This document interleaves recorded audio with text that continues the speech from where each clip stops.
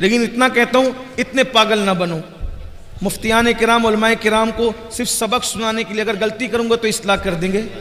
سحر جادو بلا جن بھوت کا اثر ہونا تعویذ اس کا علاج ہے. اگر اللہ برکت اٹھا لے ناراض ہو کر, کسی مولوی کے تعویذ میں اتنی طاقت نہیں ہے کہ اللہ کی اٹھائی ہوئی برکت کو لا سکے.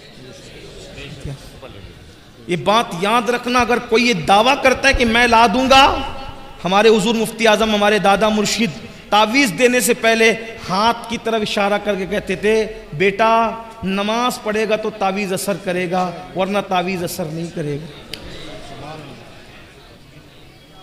اقبال نے اسی کا رونا رویا تھا. آج کل کچھ لوگ یہ دعویٰ کرتے ہیں جا بیٹا ہم ہیں, تو بھی تباہ ہوگا اور جس کو تو کہہ رہا ہے وہ بھی تباہ ہوگا. اللہ کے رسول فرمائے جو نماز چھوڑ دے اللہ اس سے اپنی کرم کی چادر ہٹا لیتا ہے. جب اللہ کرم کی چادر ہٹا لے تو ہم ہے تو ہونے والا کون ہے؟ اقبال نے اسی کا رونا رویا تھا, کہا تھا نگاہ دین و متاع دین و دانش.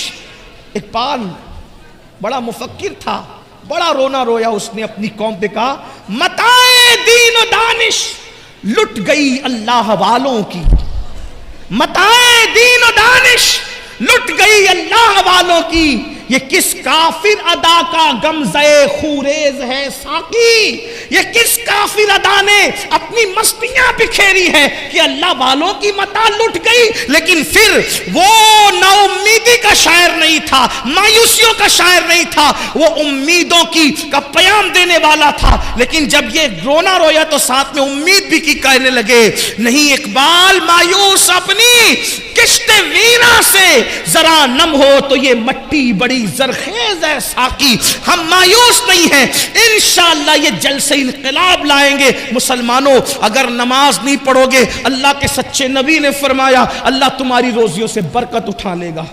اور اللہ برکت اٹھا لے کسی میں طاقت نہیں, کتنا ہی بڑا بابا ہو, کتنا ہی بڑا پیر ہو, کتنا ہی بڑا عالم ہو, کوئی بلکہ سچا عالم ہوگا تو بولے گا بھیا نماز نہیں پڑھتا تو میں تجھے تعویذ نہیں دیتا. یہ بات ہے.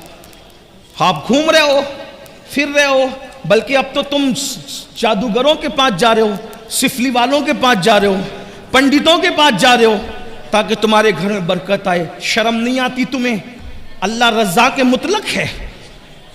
اللہ کے رسول نے کہا نماز چھوڑو گے تو برکت جائے گی. اتنا آسان کام تھا, 10 منٹ نکال لیتے نماز پڑھتے. نماز پڑھ کے دیکھو برکت نہ آئے تو پھر کہنا. لیکن یہ بھی کہتا ہوں برکت کے لیے نماز نہیں پڑھنا, اللہ کو راضی کرنے کے لیے پڑھنا. برکت تو مل ہی جائے گی, برکت تو مل ہی جائے گی. ملانے کے لیے نہیں کہہ رہا ہوں, صرف سمجھانے کے لیے کہہ رہا ہوں. گائے دودھ کے لیے خریدی جاتی ہے نا, گوبر کے لیے نہیں خریدی جاتی ہے نا. گائے خریدنے کا مقصد کیا ہوتا ہے؟ دودھ ملے, بچہ ملے. کوئی گوبر کے لیے کبھی خریدتا ہے گائے کو؟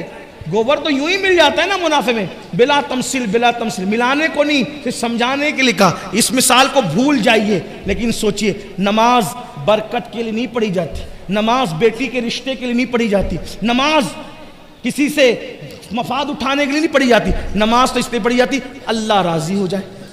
جب اللہ مل گیا تو کیا نہ ملے گا؟ اللہ مل گیا کیا نہ ملے گا؟ ہر نعمت ملے گی, ہر نعمت ملے گی.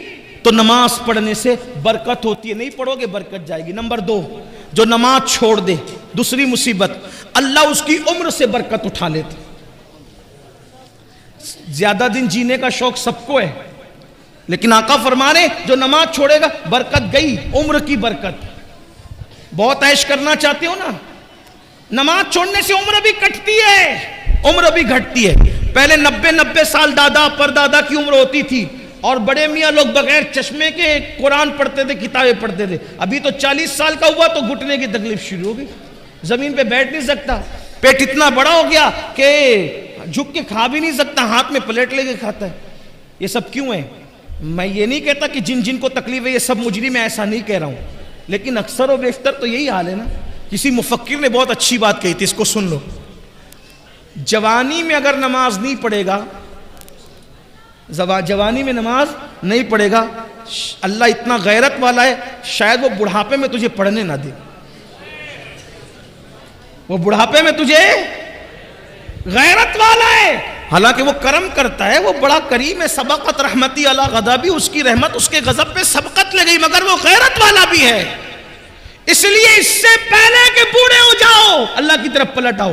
اور ایک بات کہوں، اگر تمہارے دماغ میں یہ خبط ہے نا میرے بھائیوں، مولانا بڈھے ہوں گے جب مسجد کا کونا سنبھال لیں گے، تو میں کہتا ہوں جس کے گودے سوکھ جائیں نا، جس کی ہڈیاں سوکھ جائیں نا، جو بڈھا ہو جائے، تو بڈھا بیل اللہ قربانی کے لیے بھی قبول نہیں کرتا، تو بڈھا بندہ اللہ اپنے لیے قبول کرے گا۔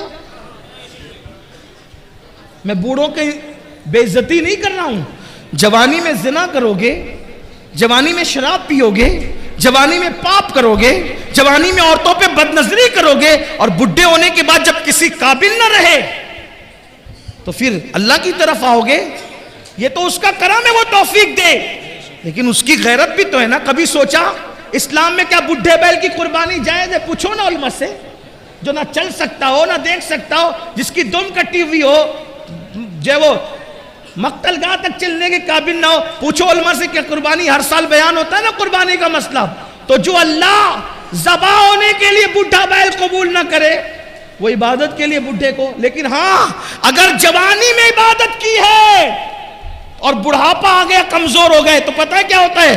اللہ فرماتا ہے میرے فرشتوں، جوانی میں نفل بھی پڑھتا تھا، سنتیں بھی پڑھتا تھا، زائد پڑھتا تھا، اب بڑھاپے کی وجہ سے نفلیں نہیں پڑھ پاتا، میں نے بڑھاپا کمزوری دی ہے، اس لیے نہیں پڑھتا ہے، پھر بھی اس کو اتنا ہی ثواب دیا جائے جتنی یہ جوانی میں عبادت کرتا تھا۔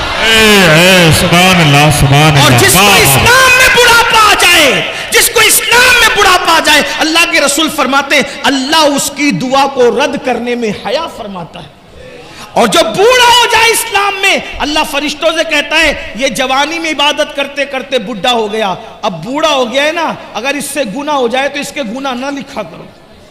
کیوں؟ جو جوانی میں نہیں کیا اس نے بڑھاپے میں کیا کرنا ہے؟ تو اللہ کے بندو، تو عمر گھٹتی ہے نماز چھوڑنے سے۔ نمبر 3 کیا؟ 3 نشانیاں، 3 مصیبتیں کون سی؟ دنیا کی روزی سے برکت جاتی ہے، عمر سے برکت جاتی ہے۔ نمبر 3 اللہ اس کے چہرے سے صالحین کا نور اٹھا لیتا ہے، نیکوں کا نور اٹھا۔ دیکھو اکثر علماء کو میں نے دیکھا ہے جیسے جیسے عمر بڑھے گی، بڑھاپا آئے گا، ان کے چہرے شگفتہ پھول کی طرح کھلتے ہیں، ہے نا؟ آج سب سے زیادہ کاسمیٹک آئٹم بکتے ہیں میرے بھائی، ہر آدمی خوبصورت بننا چاہتا ہے، ان کو پتہ ہی نہیں ہے کاسمیٹک آئٹم کا اثر 2-3 گھنٹہ 4-6 گھنٹہ رہ سکتا ہے، لیکن نماز سے جو چہرے پہ نور آتا ہے، زندگی میں بھی چمکو گے، قبر میں بھی چمکو گے، اور میدان محشر میں نمازیوں کا چہرہ ایسے چمکتا ہے جیسے 14ویں رات کا چاند چمکتا ہے۔ نماز قبر میں نور ہوگی، اس لیے اگر خوبصورت بننا ہے نماز پڑھو، انشاءاللہ چہرے چمکیں گے۔ میری قوم کی بچیاں بیٹیاں بھی یہاں موجود ہوگی، بہت کوشش کرتی ہے، بہت کوشش کرتی ہے میں خوبصورت لگوں، میں اچھی لگوں، اچھے رشتے آئیں گے، یہ ہوگا وہ ہوگا۔ میں نے کہا میری بہن چہرے پر کاسمیٹک آئٹم بننے کی بجائے، حالانکہ مفتیان کرام کہتے ہیں ایسے آئٹمز، کاسمیٹک آئٹمز جس میں ناجائز اور حرام کی اشیاء، ناجائز اور حرام اشیاء نہ ملی ہو تو اس کے استعمال میں کوئی حرج نہیں ہے، چاہے وہ فیس واش ہو، صابن ہو، کریم ہو، اگر اس کے اندر ناجائز و حرام چیزیں نہیں ملی تو استعمال کر سکتے ہیں، میں اس کو منع نہیں کر رہا ہوں، لیکن اگر ہمیشہ کے لیے چہرہ چمکانا ہے تو نماز سے چمکے گا، وضو سے چمکے گا، اور اللہ اکبر، اور اگر نہیں کرو گے نور نکلے گا۔ آپ کبھی کبھی ہم لوگوں کو پورا ہندوستان جاتے، کبھی کبھی ایسا لگتا ہے یا اللہ یہ بندہ مسلمان ہے کہ نہیں، چہرے اتنے بھیانک دکھتے ہیں، بلکہ کبھی کسی بستی میں جاؤ تو سلام کرنے میں سوچنا پڑتا ہے سلام کریں کہ نہیں کریں۔ اچھا پھر اعتراض بھی کرتے، دیکھو اتنی دور سے مولانا بلایا، مولانا کو اتنی بھی حیا نہیں ہمیں سلام کرے، ارے تیرا منہ دیکھ، تو پہچان میں نہیں آ رہا کہ تو مسلمان ہے کہ نہیں ہے، مولانا کیا تجھے سلام کریں گے؟ یہ حال ہے، یہ حال ہے۔ تو نماز چھوڑنے والوں کے چہرے سے صالحین کا نور چھین لیا جاتا، جا کے اپنے چہرے دیکھو۔ نمازوں میں سوتے پڑے رہنے والوں، فجر میں سوتے پڑے رہنے والوں، ظہر میں گپ شپ کرنے والوں، اپنے چہرے جا کر کے جائزہ لو۔ ایک دور تھا لوگ چہرے دیکھ کے مسلمان ہوتے تھے، غریب نواز 90 کو آپ نے ایمان کی دولت عطا فرمائی. امام علی رضا اتنے خوبصورت اور نورانی چہرے والے تھے کہ چہرے پہ نقاب ڈال کے چلنا پڑتا تھا. وہ چہرے میں آپ کی تازگی تھی امام علی رضا کے چہرے میں. بلکہ بزرگوں نے لکھا ہے ایک مجوسی کا ننھا سا بچہ امام علی رضا کے جب لوگ چہرے پہ پردہ پڑا تھا لوگ پیچھے پیچھے بھاگ رہے تھے. اس ننھے سے بچے نے کہا یہ کس کے پیچھے بھاگ رہے ہو؟ کہا یہ ہمارا امام ہے, مسلمانوں کا امام ہے, نبی کا شہزادہ ہے, اس کے پیچھے بھاگ رہے ہیں. کہا اس کے چہرے میں کیا رکھا ہے جو اس کی زیارت کرنے بھاگ رہے ہو؟ تو کسی دیوانے نے کہہ دیا تو ہی جا کے دیکھ لے کہ چہرے میں کیا رکھا ہے. وہ مجوسی کا بچہ بھی پیچھے ہو لیا.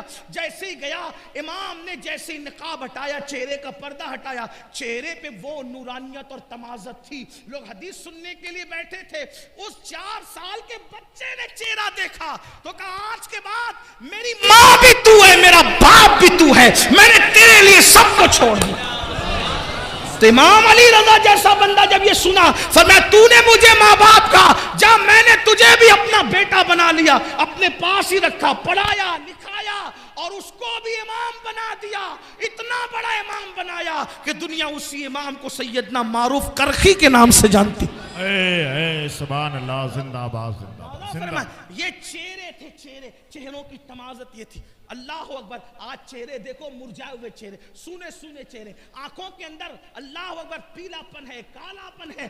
آنکھیں بھری بھری ہوتی تھی, خوبصورت ہوتی تھی, آنکھوں میں جمال ہوتا تھا. آنکھیں مسلمانوں کی دیکھ کر ایسے لگتا تھا جیسے نرگس کے پھول شرما جائیں. چہرے کی اللہ اکبر خد و خال دیکھ کر ایسا لگتا تھا جیسے لالا کا کمل شرما جائے. لیکن آج حالات کیا ہو گئے؟ چھوٹے چھوٹے بچے, کوئی گٹکا کھا رہا ہے, کوئی تمباکو کھا رہا ہے, اور اس کے بعد کوئی سگریٹ پی رہا ہے, کوئی شراب پی رہا ہے, کوئی نشہ کر رہا ہے. صحت بھی ضائع ہو رہی, سب ضائع ہو رہا ہے. تو کیا عرض کیا میں نے؟ اللہ کے رسول فرماتے ہیں نماز چھوڑنے پر 3 مصیبتیں آئے گی. نمبر 1 روزی سے برکت جائے گی, نمبر 2 عمر سے برکت جائے گی, اور نمبر 3 اللہ چہروں سے صالحین کا نور اٹھا لے گا. پھر آقا فرماتے ہیں مرتے وقت اس کو 3 مصیبتیں آئے گی. جب مرے گا نا تو 3 مصیبتیں اٹھائے گا وہ. نمبر 1 فرماتے ہیں اللہ کے رسول سچے سچے نبی غیب دا نبی صلی اللہ علیہ وآلہ وسلم فرماتے ہیں جب بے نمازی کو موت آئے گی مرنے سے پہلے ذلیل ہوگا.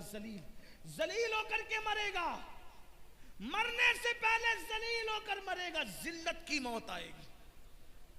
توبہ کرو اللہ کے بندو, موت سے پہلے اس پر ذلت مسلط کی جائے گی جو بے نمازی.